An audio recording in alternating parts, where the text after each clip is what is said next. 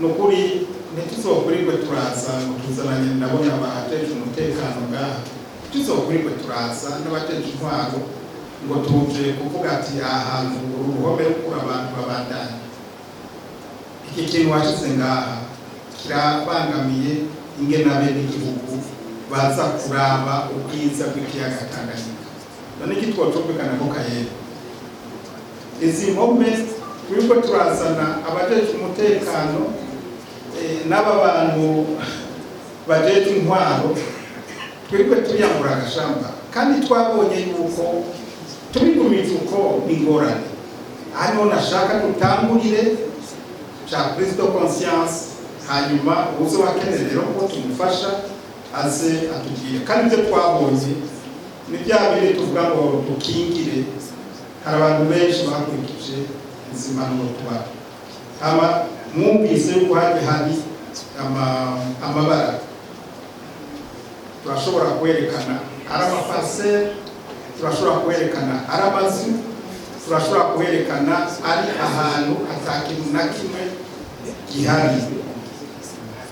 Sinzi ko mu cyo ushaka kuvuga rero yuko dushobora gushira abantu mu migwi tukavuga tuti iri bara tubarikuye, wewe rero nguko wambye hameze ngo tufasha ukabikura tutaririrwa turazana. Mugabe ibintu byumve ko tubikora icyo twagiriye inama kugira ngo mumenye, ariko mumenye kweto cyangwa hirya y'ejo dushaka gukinga ubwa mbere izi mpanuka mbi ko niko birekera uko bwa kabiri tuhafitiye iyo migambi y'akazoza mwabonye twaberetse. Aha tuzoguma turi kumwe, tuzotinya kuza turaraba uko biriko biragenda, hanyuma nta musha tuzosubira gutanga kuri ku nkengera z'ikiyaga Tanganyika. Ku bantu bashaka kuhashira imigambi tuzozitanga nuko batweretse yuko bisunze igicapo twagize.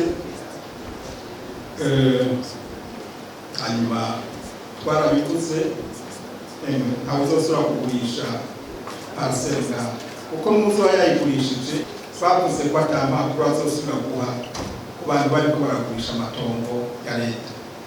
Nimwigwe rero murata amahera cyangwa ngo babahende aya matongo, murashobora kuzoyaronka kuri gusa mu gihe tuzoba tugeze gushira mu ngiro iyi migambi. Ko ndazi ngaha hari abantu baca batangura kwipanga bati reka mbe ndagura tejo ni heza, aramuhaye akagurisha uzo yatanze impapuro bizomuraba. Hanyuma n'ibitwavuze yuko plage ari zone publique, mureka abantu izi mpome muzikure.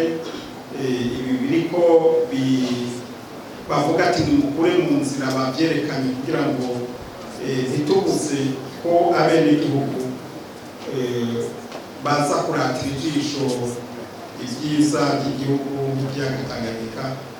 Ugasanga umuntu yubatse oya, ibi twabyerekanye nibyo kugira ngo twamaze kumva kandi twumvikanye ko ibi byigwa bigiye kuzosubirwamo no bivuga nka actualisation y'amaétude d'impact environnemental, kuko murabona ibyo dufise ubu byarengeye.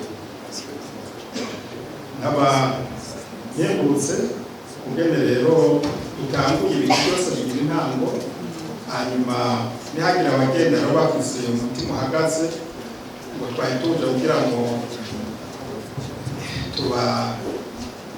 dukora ibintu ku ngufu.